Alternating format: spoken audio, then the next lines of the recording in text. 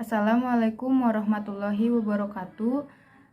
Sebelumnya saya Rini Nadia Antika dengan NIM 146220121102. Di video ini saya akan memaparkan atau menjelaskan sedikit mengenai teori-teori motivasi dan aplikasinya dalam pendidikan. Sebelum masuk ke dalam teori-teori motivasi, mungkin dapat mengetahui dahulu dari pengertian motivasi itu sendiri. Ada pengertian motivasi. Motivasi adalah penggerak dari perilaku yang mengarah seseorang untuk mencapai suatu tujuan. Di dalam motivasi itu sendiri ada daya-daya yang menggerakkan individu dan ada tujuan yang ingin dicapai individu. Oleh karena itu, motivasi bisa disebut juga sebagai determinan dari suatu tindakan.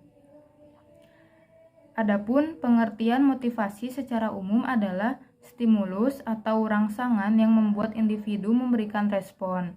Oleh karena itu, motivasi ditentukan oleh kekuatan antara stimulus dengan respon. Stimulus yang ketika direspon memberikan reinforcement positif akan cenderung dilakukan pengulangan atau menguatkan motivasi untuk bertindak kembali. Dari beberapa pengertian di atas, maka dapat saya simpulkan bahwa motivasi merupakan suatu alasan yang juga dapat menjadi dorongan bagi setiap orang untuk melakukan sesuatu atau menyelesaikan suatu kegiatan yang mereka mulai untuk mencapai tujuan yang sudah ditentukan oleh mereka sendiri. Selanjutnya ada jenis-jenis motivasi. Di sini jenis motivasi ada dua. Yang pertama, motivasi internal. Motivasi internal adalah motivasi yang determinan penggerak perilaku datang dari dalam diri individu itu sendiri. Contohnya seperti harapan, cita-cita seseorang, dan juga keinginan seorang individu untuk mencari penghasilan guna membeli barang karena memang benar-benar membutuhkannya, bukan karena keinginannya. Yang kedua, ada motivasi eksternal. Motivasi eksternal adalah motivasi yang determinan penggerak perilaku datang dari luar individu itu sendiri. Contohnya seperti mendapatkan pujian dari orang lain, dorongan dari orang lain, dan juga ketika seseorang ingin dapat diterima dari orang lain dan lainnya. Selanjutnya ada teori motivasi. Para ahli memiliki beragam pandangan mengenai motivasi. Berikut ini beberapa teori motivasi menurut para ahli psikologi. Yang pertama ada teori motivasi menurut Abraham Maslow.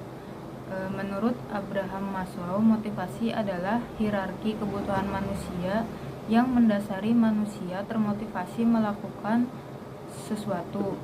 Teori ini terdiri dari 5 tingkat piramida di mana urutan terbawah menjadi urutan pertama yang harus terselesaikan. Yang pertama itu ada kebutuhan fisiologis. Kebutuhan manusia paling dasar adalah kebutuhan untuk mendapatkan makanan, minuman, pakaian, dan sebagainya untuk sehari-hari. Yang kedua ada kebutuhan keamanan.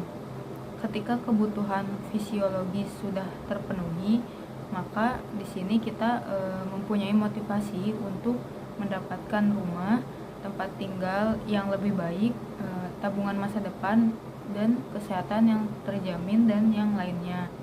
Yang ketiga ada kebutuhan sosial. Pada dasarnya, manusia adalah makhluk sosial. Ia membutuhkan kasih sayang dari kerabat dan orang-orang yang dicintainya. Di tahapan ini, manusia berusaha untuk menemukan orang-orang yang bisa dipercaya dan dekat dengannya dalam berbagai macam keadaan. Yang keempat ada kebutuhan untuk dihargai. Di sini manusia membutuhkan rasa hormat, status, pengakuan atas apa yang dimiliki, dan juga kebebasan. Manusia ingin diakui oleh orang lain, entah itu dalam hal pengetahuan atau lainnya. Di tahap inilah gengsi manusia itu muncul. Yang kelima ada aktualisasi diri. Tingkat aktualisasi diri ini merupakan tingkat di mana seseorang harus menjadi orang yang bisa diandalkan. Pada tingkatan ini, manusia cenderung ingin menjadi pemimpin suatu golongan agar mempunyai power atau kekuatan melakukan perubahan dengan segala yang dimilikinya. Selanjutnya, yang kedua ada teori motivasi Herzberg. Dalam teori motivasi Herzberg disebutkan ada dua faktor yang bisa digunakan untuk menjaga motivasi dari seseorang di dalam sebuah tim. Dua faktor itu terdiri dari yang pertama ada faktor motivator. Yang mempengaruhi motivasi seseorang itu adalah motivator.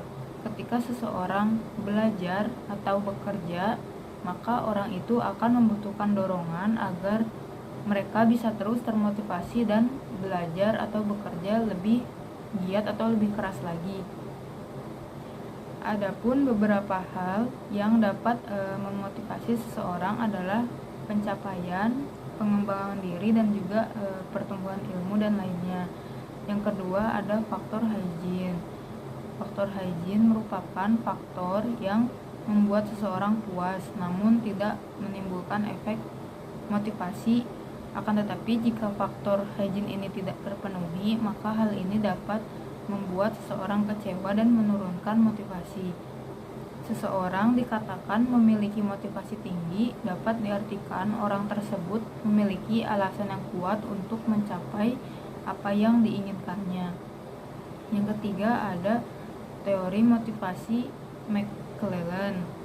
Teori motivasi ini memiliki 3 poin kunci. Menurut McClellan, seseorang bisa mencapai motivasi dengan 3 hal, yaitu motivasi untuk mendapatkan pencapaian, koneksi, dan juga kekuasaan. Cara membangun motivasi ini dilakukan dengan budaya dan juga pengalaman hidup. Seseorang yang memiliki motivasi dari pencapaian akan menyukai tantangan dan penyelesaian masalah. Mereka yang membangun motivasi dengan cara membuat goal berupa pencapaian ini memiliki rasa yang kuat agar mereka mampu menyelesaikan masalah yang mereka hadapi. Sedangkan orang yang biasanya termotivasi karena ingin membangun hubungan, maka mereka biasanya tidak suka terlihat menonjol atau mengambil resiko karena mereka lebih menghargai hubungan di atas segalanya. Untuk orang-orang yang membangun motivasi untuk mendapatkan kekuasaan atau kekuatan, mereka akan lebih suka mengontrol orang lain dan menjadi seseorang yang bertanggung jawab. Yang keempat, ada teori motivasi Atkinson. Atkinson meyakini bahwa bukan motivasi berprestasi yang menggerakkan individu, tetapi motivasi takut gagal. Ketakutan akan kegagalan yang membuat orang bertindak. Dalam kehidupan sehari-hari, teori motivasi takut gagal ini misalnya pada mahasiswa yang mengikuti suatu mata kuliah dan ketika ditanya targetnya apa, mereka berkata yang penting lulus dan tidak mengulang. Jadi dengan semangat jangan sampai mengulang mata kuliah, mereka belajar dengan giat ataupun dengan serius.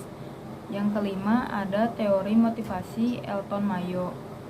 Dalam teori motivasi ini salah satunya disimpulkan bahwa manusia memiliki kecenderungan untuk bekerja lebih keras ketika mereka merasa diawasi.